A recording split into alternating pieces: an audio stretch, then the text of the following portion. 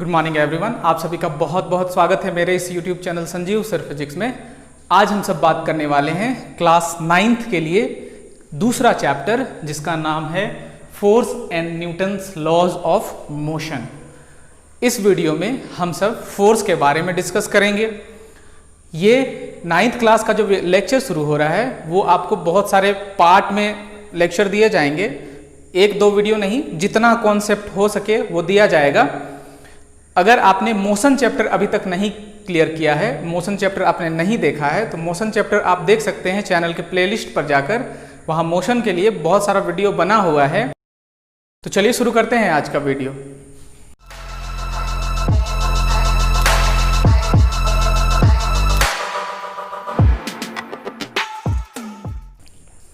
इस वीडियो में हम सब बात करने वाले हैं फोर्स के बारे में। सिर्फ फोर्स पर कंसंट्रेशन होगा हम सबका इस लेक्चर में। ये जो लेक्चर सीरीज चल रहा है, ये जो आज स्टार्ट हो रहा है लेक्चर सीरीज, वो आपके बहुत सारे पार्ट्स में चलेंगे। ये पहला पार्ट है, हम सब आज पहला पार्ट शुरू कर रहे हैं और हर पार्ट लगभग 20 से 30 मिनट का लगभग होगा और जितना हो सके आपको उस पर फुल कॉन्सेप्ट दिया जाएगा, न्यूमेरिकल दिया जाएगा, जितना हो सके आपकी सहायता की जाएगी। उसके लिए आपको चिंता नहीं करना है। अगर आप इस चैनल पर नए हैं तो इस चैनल को सब्सक्राइब कर सकते हैं, इस वीडियो को लाइक कर सकते हैं और अपने दोस्तों को भी शेयर कर सकते हैं। तो चलिए शुरू करते हैं। सबसे पहले हम सब समझते हैं फोर्स क्या है।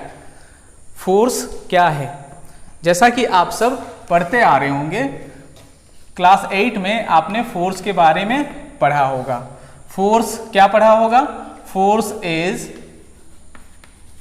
इज पुश और पुल, या फिर लिखा होगा पुश और पुल इज कॉल्ड फोर्स। पर फोर्स का इतना छोटा सा डेफिनेशन नहीं है। फोर्स अपने आप में एक बहुत बड़ा क्वांटिटी है। अगर फोर्स नहीं होता तो यहाँ कुछ भी नहीं होता। जैसे कि ग्रेविटेशनल फोर्स नहीं होता, फॉर एग्जांपल हम सब लेते हैं, ग्रेविटेशनल फोर्स नहीं होता तो हमारा यूनिवर्स नहीं बनता।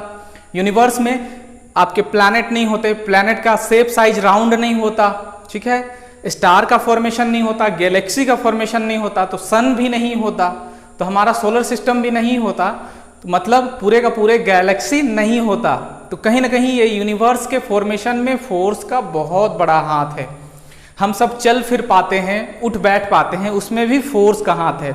जैसे अभी हम खड़े हैं, इसमें जो हेल्प कर रहा है वो इलेक्ट्रोमैग्नेटिक फोर्स हमको खड़े होने में हेल्प कर रहा है। क्यों? क्योंकि ग्रेविटेशनल फोर्स अर्थ का बहुत ज़्यादा है। अगर इलेक्ट्रोमैग्नेटिक फोर्स नहीं होता तो क्या हो जाता? हम सब नीचे धंसने लगते और इस चौक को उठाने में ही हमारा हाथ टूट जाता। हाथ क्या, हम सब खुद खड़े नहीं हो सकते थे, इतना स्ट्रॉन्गर फोर्स है। तो वो सब हम सब बाद में देखेंगे कि कितने तरीके से फोर्स होते हैं, फंडामेंटल फोर्स क्या होते हैं। अभी हम सब थोड़ा सा लेवल नीचे से शुरू कर रहे हैं, उसके बाद क्या करेंगे, लेवल को अप करेंगे धीरे धीरे। इस वीडियो में आपको फुल कॉन्सेप्ट दिया जाएगा, ठीक है। तो सबसे पहले हम सब समझ रहे हैं फोर्स इज पुश और पुल। सबसे पहले एक बात आपको क्लियर कर लेना है कि we can't see the force, है ना, we can't see the force, we can not see the force, है ना, we see only the effect of force, effect of force। हम सब फोर्स के इफेक्ट को देखते हैं, फोर्स को नहीं देखते हैं, ठीक है। जैसे पत्ते हिलते हैं तो आप पत्ते का हिलना देखते हैं जो फोर्स के कारण हो रहा है, ना कि आप फोर्स देखते हैं, ठीक है। तो अभी हम सब चलेंगे इफेक्ट ऑफ फोर्स, उसके बाद हम सब क्लास 9th और क्लास 11th के अकॉर्डिंग फोर्स को डिफाइन करेंगे। एक ऐसा डेफिनेशन देंगे जो आपका थ्रू आउट क्लास में रन करेगा। क्योंकि फोर्स के बारे में पुश और पुल सिर्फ कह देना ये सिंपल है, बहुत ही सिंपल हो जाता है। ऐसा फोर्स का सिर्फ डेफिनेशन नहीं दिया जा सकता है, ठीक है।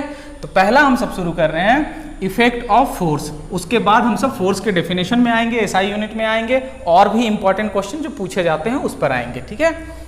तो हम सब यहां शुरू कर रहे हैं अभी इफेक्ट ऑफ फोर्स, ठीक है ना। इफेक्ट्स ऑफ फोर्स, फोर्स के कितने इफेक्ट होते हैं, फोर्स क्या क्या कर सकता है, आप ये जानते होंगे फोर्स क्या क्या कर सकता है। जैसे पहला आपने एक्सपीरियंस किया होगा, नहीं किया है तो अभी आपको एग्जाम्पल दिया जाएगा, आप उसको एक्सपीरियंस कर सकते हैं। फोर्स मोशन से रेस्ट में किसी भी ऑब्जेक्ट को कर सकता है ना। मोशन से रेस्ट में, रेस्ट का यहाँ दूसरा नाम है स्टेशनरी, ठीक है ना, रेस्ट का दूसरा नाम है स्टेशनरी, आप इसको याद रखेंगे। स्टेशनरी ऑब्जेक्ट मतलब रुका हुआ ऑब्जेक्ट, ठीक है। तो फोर्स क्या कर सकता है, पहला मोशन को रेस्ट में कर सकता है। कैसे कर सकता है, कोई भी बॉल जो मूव करते हुए आपकी ओर आती है, आप उसको पैर से रोकते हैं, हाथ से रोकते हैं, तो क्या करते हैं, पहला काम आप करते हैं मोशन को रेस्ट में बदलते हैं। तो ये आप करते हैं, आपके द्वारा लगाया गया फोर्स करता है ना। सो पहला ये पॉइंट क्या हो जाएगा, force can set a body और ऑब्जेक्ट, है ना, बॉडी और ऑब्जेक्ट क्या कर सकता है, from motion to rest, motion से रेस्ट में बदल सकता है ना। Force can set a body from motion to rest, motion को रेस्ट में बदल सकता है। दूसरा एग्जांपल क्या है, जस्ट इसके अपोजिट, रेस्ट को मोशन में बदल सकता है। कैसे, फुटबॉल जब आप खेलते हैं, फुटबॉल को आप रखते हैं और उसको किकिंग करते हैं, तो आप वहां फुटबॉल रेस्ट में रहता है, उसको जब आप किक करते हैं तो वो क्या होता है, उसको आप मोशन में सेट कर देते हैं ना। तो यहां क्या हो जाएगा, force can set body from क्या हो जाएगा, रेस्ट टू, यहां हम सब चल रहे हैं rest to motion, rest to motion, rest से मोशन में सेट कर सकता है। एग्जाम्पल क्या है, किकिंग ऑफ फुटबॉल। तीसरा क्या है, फोर्स क्या कर सकता है, तीसरा काम, कुछ भी आप सोचिए इनके अलावा क्या कर सकता है, तीसरा काम वो कर सकता है, फोर्स डायरेक्शन चेंज कर सकता है ना। Force can change direction of any object, किसी भी ऑब्जेक्ट का डायरेक्शन को चेंज कर सकता है। इसका एग्जांपल क्या हो सकता है, जब आप क्रिकेट में बैटिंग करते हैं तो बॉलर आपकी ओर बॉलिंग करता है और आप उसको हिट करते हैं तो वो दूसरे डायरेक्शन में उसको भेज देते हैं, है ना। तो यहां आपने क्या किया, आपके द्वारा लगाया गया फोर्स ने क्या किया, डायरेक्शन को, बॉल के डायरेक्शन को चेंज कर दिया, ठीक है। चौथा हो सकता है, फोर्स कैन चेंज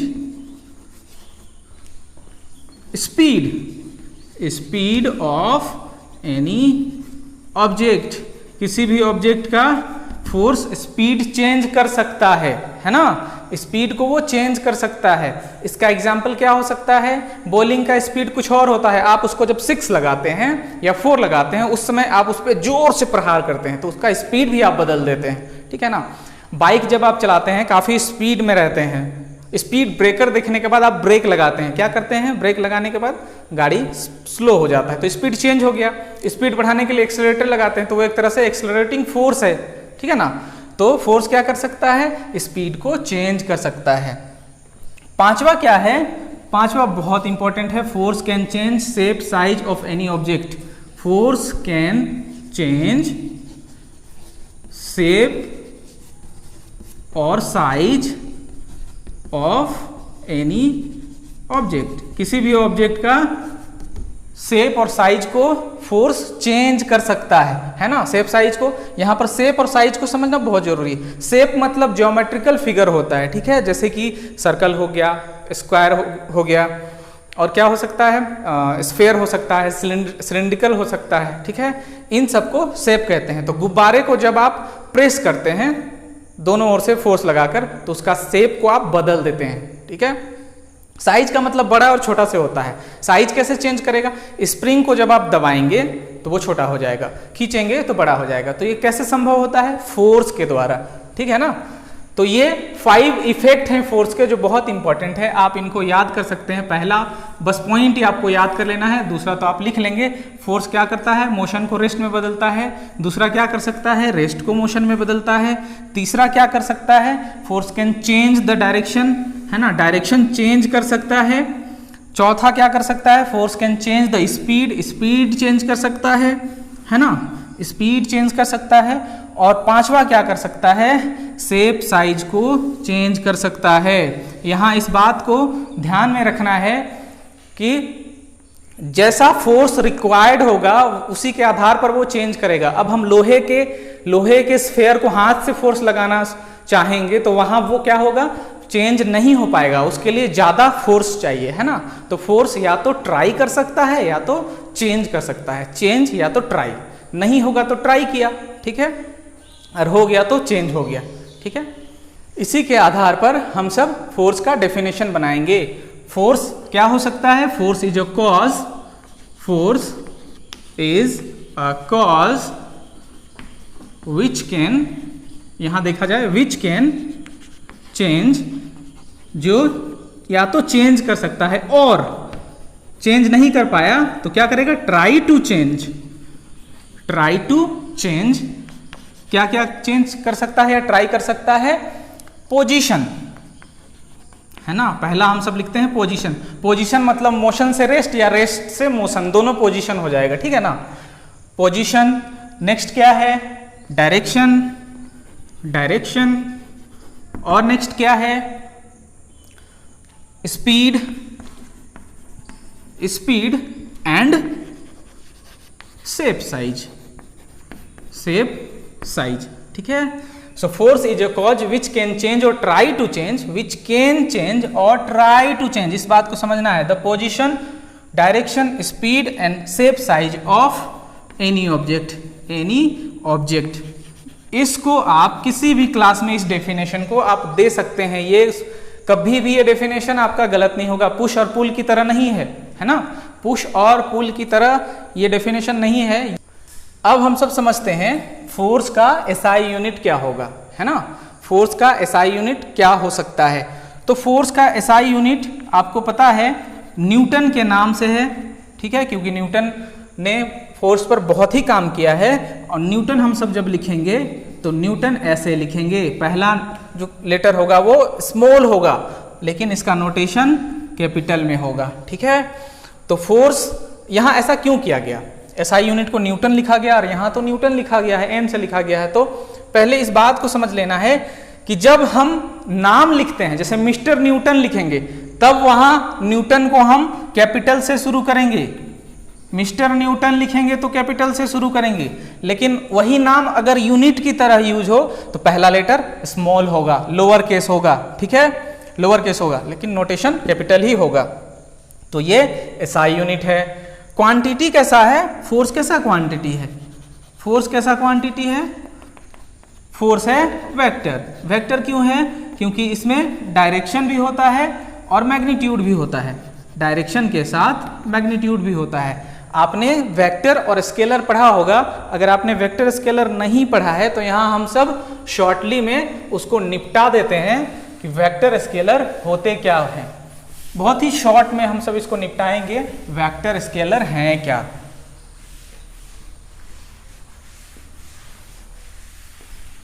तो क्वांटिटी जनरली दो तरह के होते हैं, ठीक है, क्वांटिटी दो तरह के होते हैं। एक तो अपने होते हैं स्केलर, स्केलर क्वांटिटी, दूसरे होते हैं वेक्टर क्वांटिटी।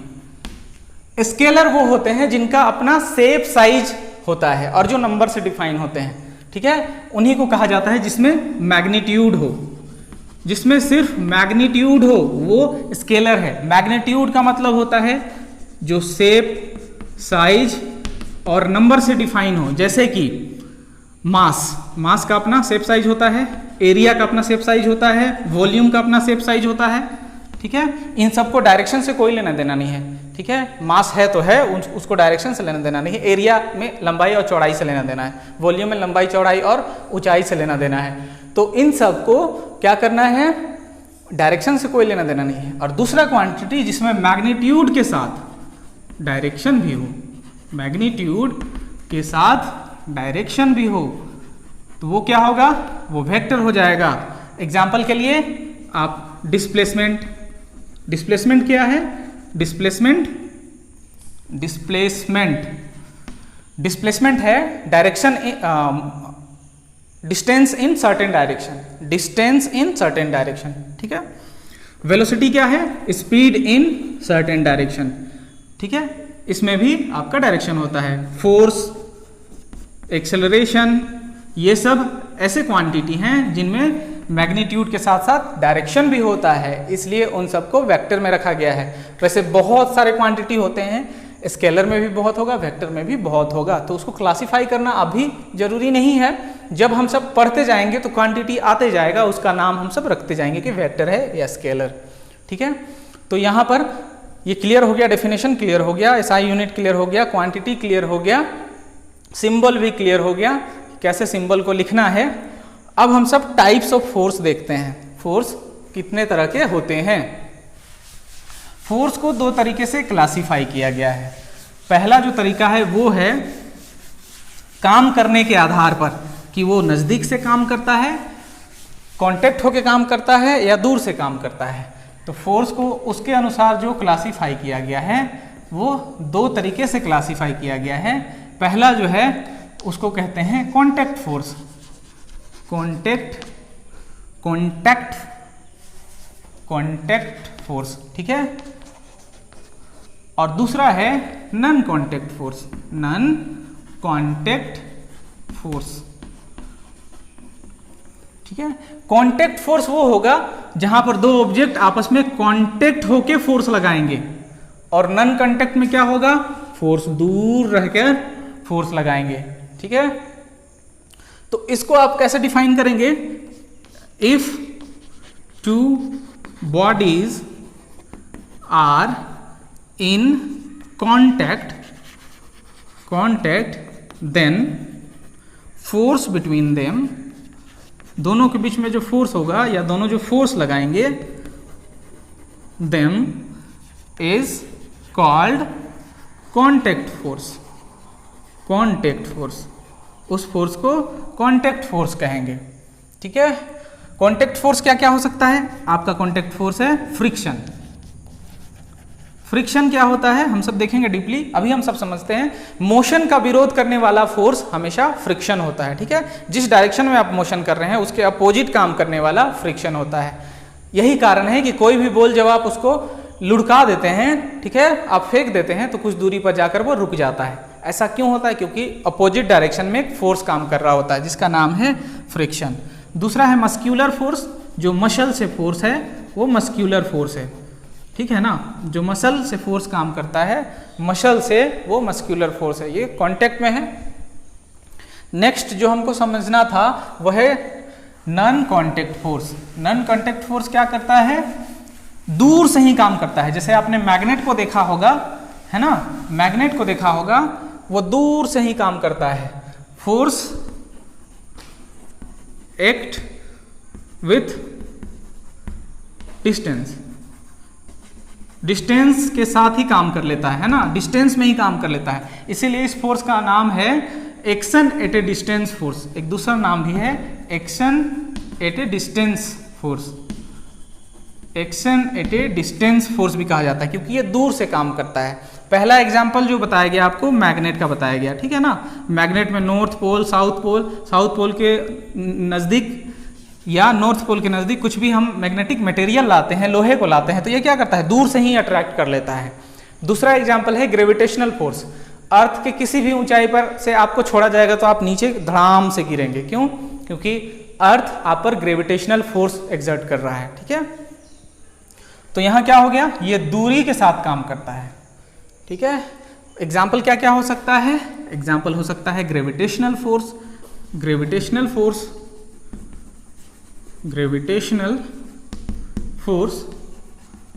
दूसरा क्या हो सकता है? ग्रेविटेशनल फोर्स के अलावा क्या हो सकता है? मैग्नेटिक फोर्स, और भी बहुत सारे एग्जाम्पल हो सकते हैं जो दूरी के साथ काम करते हैं। इलेक्ट्रोमैग्नेटिक फोर्स भी हो सकता है।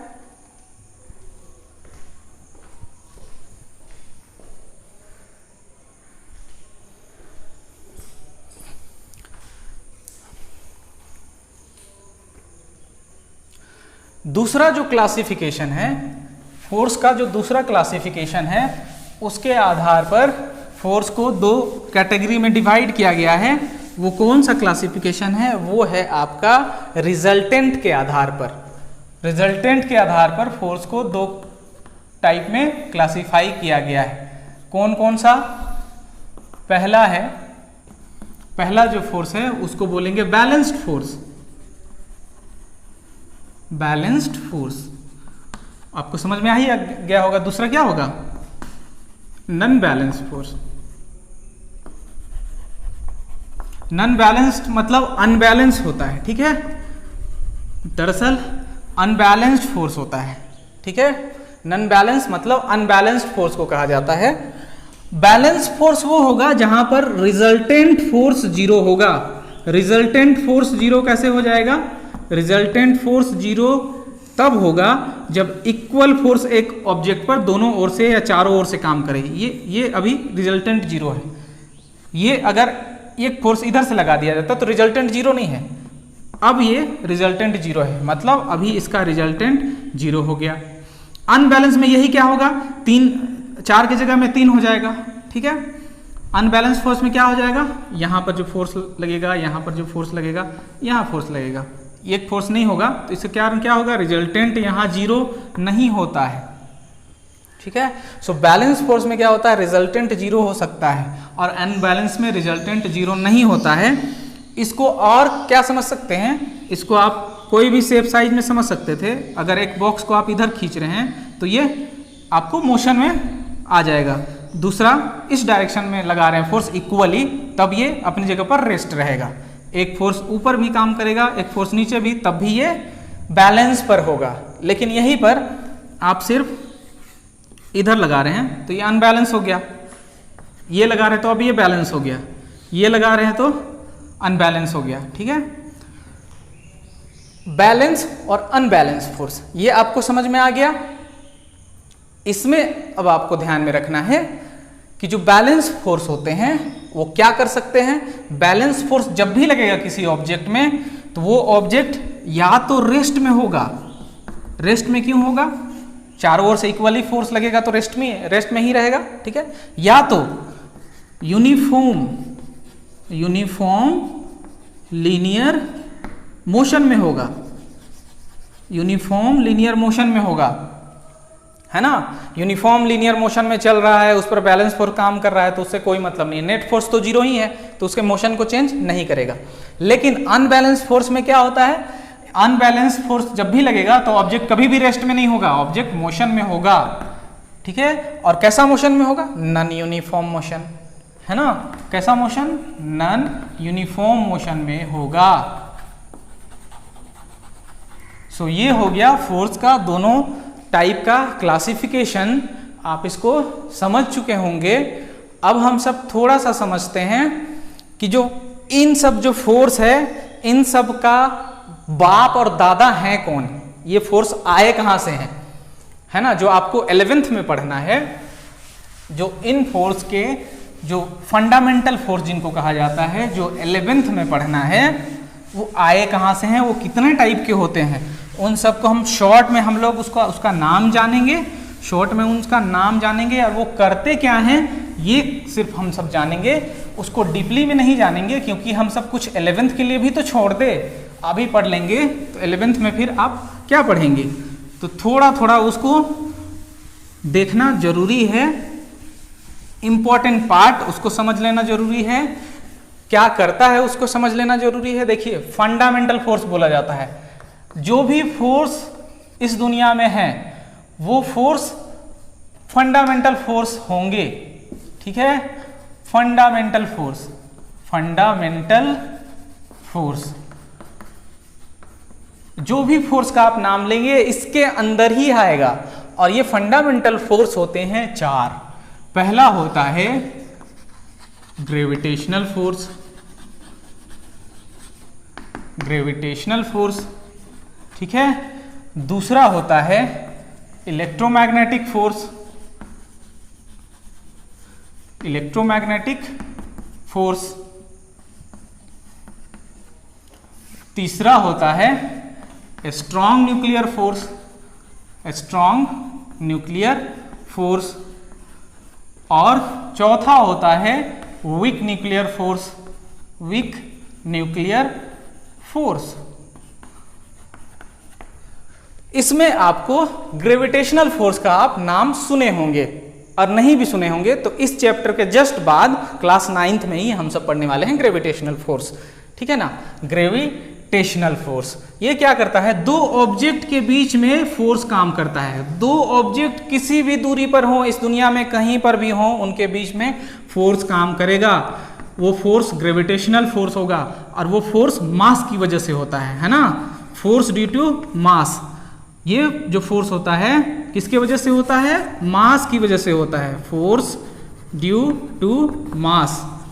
और ये फोर्स हमेशा अट्रैक्टिव होता है। अगर अट्रैक्टिव नहीं होता तो प्लेनेट का शेप जो है वो स्फेरिकल नहीं होता, ठीक है।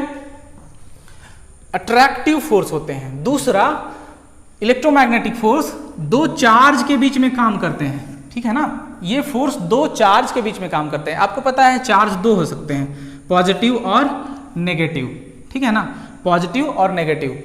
या तो पॉजिटिव पॉजिटिव के बीच में जब काम करेगा तो कैसा फोर्स होगा, रिपल्सिव फोर्स होगा, ठीक है। नेगेटिव नेगेटिव में भी रिपल्सिव होगा। पॉजिटिव नेगेटिव और नेगेटिव पॉजिटिव में काम करेगा अट्रैक्टिव। आपने कंघी किया होगा, कंघी करके वो एक्सपेरिमेंट किया होगा जिसमें छोटे छोटे बाल, कंघी करने के बाद छोटे छोटे कागज के टुकड़ों को कंघी उठाने के योग्य हो जाता है, वो आपका इलेक्ट्रोमैग्नेटिक फोर्स है, ठीक है। स्ट्रॉन्ग न्यूक्लियर फोर्स क्या करता है, न्यूक्लियस को बांध के रखता है। अगर स्ट्रॉन्ग न्यूक्लियर फोर्स नहीं होता तो किसी भी ऑब्जेक्ट का अपना शेप साइज नहीं होता। क्यों? क्योंकि न्यूक्लियस होता ही नहीं। आप एटम के बारे में केमिस्ट्री में पढ़ रहे होंगे, एटम के सेंट्रल पार्ट को हम सब क्या कहते हैं, न्यूक्लियस कहते हैं। और न्यूक्लियस बने होते हैं न्यूट्रॉन से और प्रोटॉन से। इन दोनों को आपस में बांध के रखना, ये पॉजिटिव है और ये न्यूट्रल है, ठीक है ना। तो पॉजिटिव प्रोटॉन तो बहुत सारे होंगे और न्यूट्रॉन भी बहुत सारे होंगे, तो इन सब को आपस में बांध के रखने का काम करता है strong nuclear force.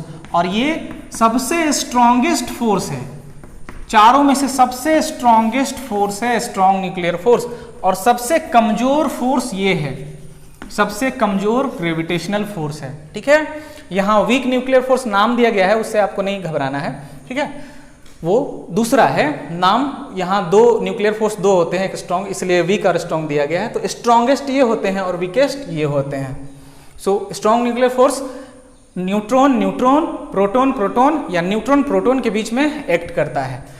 Week nuclear force radioactive decay में एक्ट करता है। रेडियो एक्टिव इमिशन जब होता है तब वहाँ तीन तरह के रे निकलते हैं, अल्फा, बीटा एंड गामा। तो उनके बीच में जो फोर्स एक्ट करता है वो वीक न्यूक्लियर फोर्स होता है। तो ये था फोर्स के बारे में, फंडामेंटल फोर्स के बारे में छोटी छोटी जानकारी। जितने भी फोर्स आएंगे इसी के अंदर में आएंगे, जैसे मैग्नेटिक फोर्स इसमें आ जाएगा आपका, ठीक है। फ्रिक्शन फोर्स भी इसी के अंदर आ जाएगा। तो जितने भी तरह के फोर्स आप पढ़ेंगे सब इन चारों के अंदर आएंगे। इनको हम सबको 11th में पढ़ना है, अभी आपको ये रटना नहीं है, बस ऐसे ही देख लेना था, इसको ऐसे दिमाग में थोड़ा सा रख लेना है कि ऐसा ऐसा होता है, इसका नाम रख लेना है। ये सिलेबस में नहीं है। आई होप कि ये वीडियो आपको पसंद आया होगा। आप इस वीडियो को लाइक कर सकते हैं और अपने दोस्तों के साथ शेयर कर सकते हैं, इस वीडियो पे कमेंट कर सकते हैं। और आप अगर इस वीडियो को पहली बार देख रहे हैं, हमारे चैनल पे पहली बार आए हैं, तो इस चैनल को आप सब्सक्राइब कर सकते हैं। Thank you so much for watching.